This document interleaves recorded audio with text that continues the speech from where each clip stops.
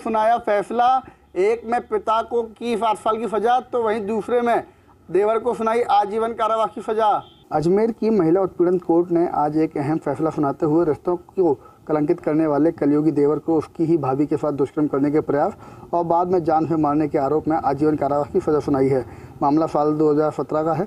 शहर के रामगंज थाना इलाके में आरोपी ने मौका देकर अपनी भाभी के साथ दुष्कर्म का प्रयास किया और जब इसका विरोध किया गया तो नालायक ने की रफी के से गला काटकर उसको हत्या कर दी। इस मामले में पीड़ित पक्ष की ओर से 20 गवाह और 28 दस्तावेज पेश किए गए, जिसके बाद कोर्ट ने आज आरोपी को दोषी करार देते हुए आजीवन कारावास और 10,000 रुपये के अल्टरनेट फीस दंडित किया है। वहीं दूसरी तरफ अजमेर की पॉस्को कोर्ट संख्या 1 ने अहम फैसला सुनाते हुए रिश्तों की मर्यादा को तार तार करने वाले कलयुगी सौतेले पिता को अपनी ही नाबालिग बेटी के साथ लैंगिक अपराध का दोषी मानते हुए 7 साल कारावास की सजा और 25,000 रुपये के अर्थदंड दिया है। घटना पिछले साल जून महीने की है। पीड़िता की मां ने दरगाह थाने पहुंचकर इस संबंध में रिपोर्ट दर्ज कराई थी, जिस पर पुलिस ने तत्काल कार्रवाई करते हुए आरोपी सौतेले पिता को गिरफ्तार कर कोर्ट में चालान पेश किया और तेजी से मामले की सुनवाई करते हुए कोर्ट के सामने अभियोजन पक्ष की ओर से 6 गवाह और 8 दस्तावेज पेश किए जाने के बाद आज कोर्ट ने आरोपी पिता को दोषी करार देते हुए सजा का ऐलान किया। अजमेर कोर्ट के फैसले के बाद न्यायाधीश ने दोनों ही मामलों में कहा, दोनों मामलों में रिश्तों को शर्मसार करने की है बात, इस कारण से दोषियों को नहीं किया जा सकता मुक्त। अहम सजा सुनाते हुए दी टिप्पणी। उत्तरी राजस्थान दुग्ध उत्पादक सहकारी संघ की आम सभा आज बीकानेर के रविंद्र रंगमंच में आयोजित हुई। इस दौरान आम सभा शुरू होते ही डेयरी प्रबंधक SN पुरोहित का विरोध शुरू हो गया। दरअसल दुग्ध विक्रेताओं और पशुपालकों का आरोप था कि बीकानेर डेयरी दामों में वृद्धि नहीं कर रही है, जबकि राज्य सरकार भी दूध के दाम बढ़ा चुकी है। जमकर डेयरी MD के मुर्दाबाद के नारे लगे। हालांकि बाद में इस बात पर सहमति बनी कि एक प्रस्ताव राज्य सरकार को भेजा जाए जिसमें डेयरी MD को हटाने की बात कही गई। इस दौरान नौफाराम जाखड़ ने अपने संबोधन में कहा कि हमारी कोशिश है कि सभी जो दुग्ध विक्रेता हैं उनको साथ लेकर चलें, जो पशुपालक हैं उनका हम हित ध्यान रखें, तभी ये डेयरी आगे बढ़ पाएगी। लेकिन कुल मिलाकर कहा जा सकता है कि बीकानेर में अब डेयरी MD के खिलाफ रोष लगातार बढ़ता जा रहा है। राजस्थान के मुख्यमंत्री अशोक गहलोत 4.5 महीने के बाद आप जोधपुर पहुंचे। अपने गृह जिले जोधपुर में पहुंचने के साथ ही एक विधायक के रूप में, एक जनप्रतिनिधि के रूप में उनका अभिनंदन हुआ। जोधपुर के एयरपोर्ट पर राजस्थान राज्य बाल संरक्षण आयोग की अध्यक्ष संगीता बेनीवाल से लेकर महापौर कुंती देवड़ा, विधायक मनीषा पवार, कृष्णराम बिश्नोई के अलावा रिको के डायरेक्टर सुनील परिहार के साथ साथ कांग्रेस के तमाम वरिष्ठ नेता और कार्यकर्ता मौजूद रहे। सबसे बड़ी बात है कि कोयले के संकट को देखते हुए मुख्यमंत्री अशोक गहलोत छत्तीसगढ़ गए थे, जहां उनके साथ में मंत्री भंवर सिंह भाटी भी थे। वहां जिस तरीके से सार्थक तरीके से वार्ता हुई है, उससे लगता है कि राजस्थान में कोयले का संकट नहीं रहेगा।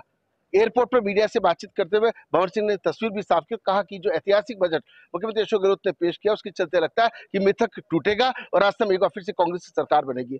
मुख्यमंत्री अशोक गहलोत ने सर्किट हाउस में जिस तरीके से कांग्रेस के वरिष्ठ नेताओं से वन टू वन बातचीत की है, लगता है कि 3 दिन बाद आयोजित होने वाले कांग्रेस के चिंतन शिविर को लेकर के मंथन किया गया है। मुख्यमंत्री अशोक गहलोत कल BSF के कार्यक्रम में शामिल होने के अलावा विभिन्न प्रोजेक्ट का अवलोकन करेंगे, क्योंकि उनके जहन में, उनके दिल में जोधपुर बसता है और कहते भी हैं कि मैं थांसू दूर नहीं। और जब 4.5 महीने बाद जोधपुर पहुंचे हैं, एक ही प्रोजेक्ट पे चिंता करना, कानून शांति व्यवस्था की समीक्षा करना और प्रशासनिक अधिकारियों से विकास कार्यों का फीडबैक लेने के साथ साथ कांग्रेस संगठन को मजबूत करना उनकी प्राथमिकताएं शुरू से रही हैं। अब देखना है कि 2 दिन के दौरे से निचोड़ क्या निकलता है। कोटा में एक किशोरी के साथ कई बार दुष्कर्म की वारदातें होने का मामला सामने आया है। किशोरी घर के बाहर ही नहीं बल्कि घर में भी महफूज नहीं रही। खुद किशोरी का पिता दुष्कर्म के आरोप में जेल में बंद है। इसके बाद जब किशोरी ने अपनी मां के साथ अपना प्रदेश छोड़कर दूसरे प्रदेश कोटा में आई तो कोटा में भी किशोरी के साथ दुष्कर्म की वारदात हुई। ये पूरा मामला उस वक्त सामने आया जब किशोरी तंग आकर बाल कल्याण समिति के पास पहुंची और बाल कल्याण समिति के सामने अपनी आप बीती सुनाई। बाल कल्याण समिति ने पीड़िता को नारी निकेतन में अस्थायी आश्रय दिलाया है। उधर किशोरपुरा थाने में दर्ज रिपोर्ट पर पुलिस ने कार्रवाई करते हुए शाकिर और रिजवान उर्फ भूरा नाम के आरोपी को गिरफ्तार किया है। दोनों आरोपियों ने किशोरी के साथ अलग अलग दिन दुष्कर्म की वारदातें की थी और पुलिस अब दोनों आरोपियों से पूछताछ में जुटी हुई है। भरतपुर जिले के बयाना उपखंड के ब्रह्मबाद गांव में शीतला माता के मेले का पर्यटन मंत्री विश्वेंद्र सिंह ने किया विधिवत शुभारंभ।